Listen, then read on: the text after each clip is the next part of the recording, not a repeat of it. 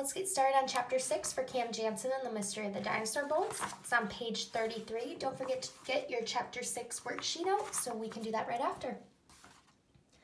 Chapter 6. So after Chapter 5, they noticed that the milk truck that carried out a paper bag. Somebody got in the passenger seat, and we still don't know who that is yet. But the milk truck was strange because it was not the milk that they drank earlier that day in the museum. So there's something suspicious about it. So they're going to follow him. Chapter 6. The streets were crowded with cars. It was after 4 o'clock and many people were driving home from work. Cam stayed on the right-hand side of the street. Eric rode behind her. The milk truck was already a block ahead. Cam and Eric pedaled hard to catch up. As Cam pedaled, her bicycle made a loud clicking sound. The kickstand was loose and one of the pedals hit it as it went around. The milk truck made a right turn onto a side street. But before Cam and Eric could reach the corner, Cam had to stop. The loose kickstand was in the way.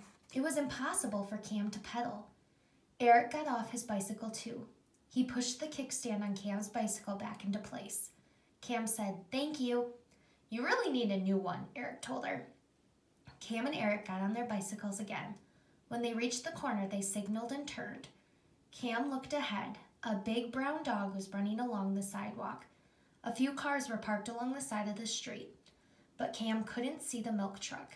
She stopped and waited for Eric. "We've lost it," Cam said. "Maybe not. I think I see a truck parked in the driveway of one of the houses on the next block. Maybe it's the milk truck." Eric led Cam to a small brick house with a white wooden fence around it. The milk truck was parked in the driveway. No one was sitting inside the truck. "They must have gone into the house," Cam said. She leaned her bicycle against the fence. "You stay here and watch for them," she told Eric. "I'll look around in the back." There was a high window on the side of the garage. As Cam walked past the window, she heard voices. She looked for something to stand on so she could see inside. Someone tapped her on the back.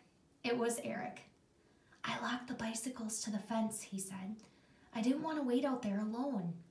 Cam found an empty wooden milk box behind the house. She put the box right under the window, climbed up, and looked through. There was a large table inside the garage. A few small bones and some larger ones were on the table. The milk box with the brown bag that they had seen the man put in the truck was there too.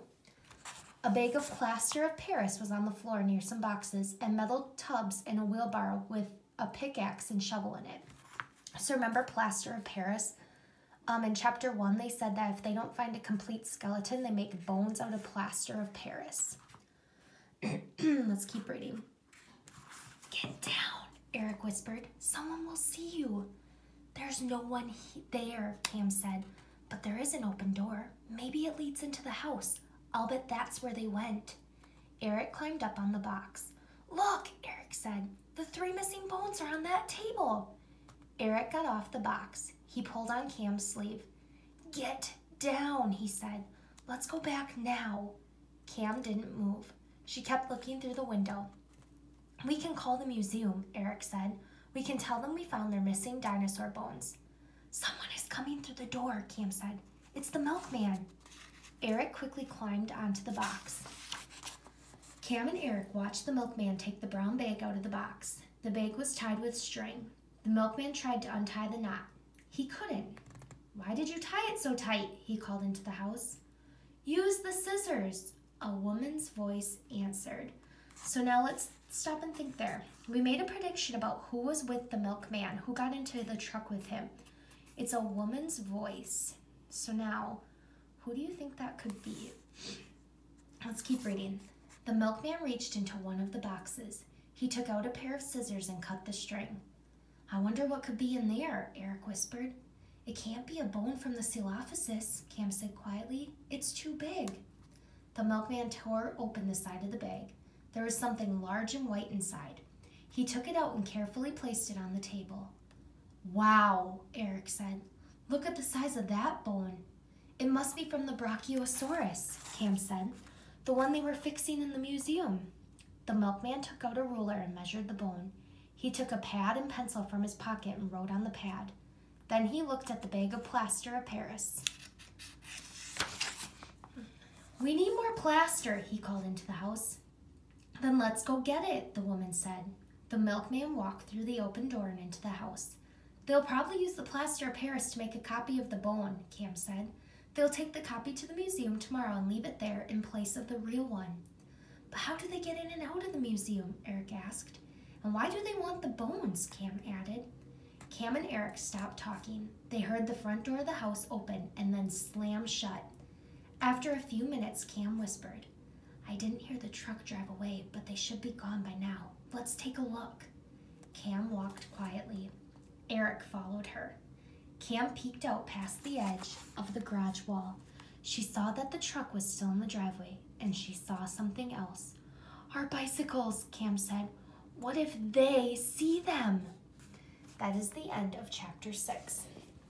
Okay, let's get started on our worksheet. How do Cam and Eric follow the truck? Cam and Eric follow the truck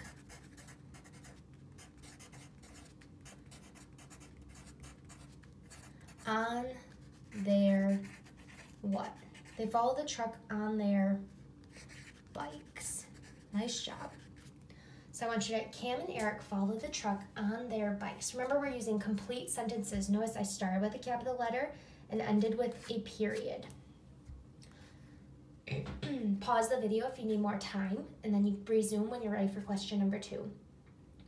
What do Cam and Eric see inside the garage? Cam and Eric see what? What did they see? Let's go back and look. Okay, so look, Eric said, the 3 missing bones are on that table. What else do they see? Here's some more, page 36. If you reread those 2 pages, that's going to give you some more examples. I want you to write at least 3 things that they see inside the garage. The third question, what does Cam think the man is going to do with the Brachiosaurus bone? That's a tricky thing. So let's get started. Cam thinks, what does Cam think? Let's take a look. So here's where they're talking about the milkman pulling out the bone. And Cam says it must be from the Brachiosaurus. So then he took it out, he looked at the bag of plaster of Paris, and he told the woman, we need more plaster. And here's where Cam continues. They'll probably use the plaster of Paris to make a copy of the bone, Cam said. They'll take the copy to the museum tomorrow and leave it there in place of the real one. Now, why would they make a copy of the bone to put in place? My thoughts is that they would make the copy so no one would realize it was missing, and they wouldn't even think it was a copy. They would think it's the real one. So what does Cam think the man is going to do with the Brachiosaurus bone? Cam thinks the man is going to what? Make a copy.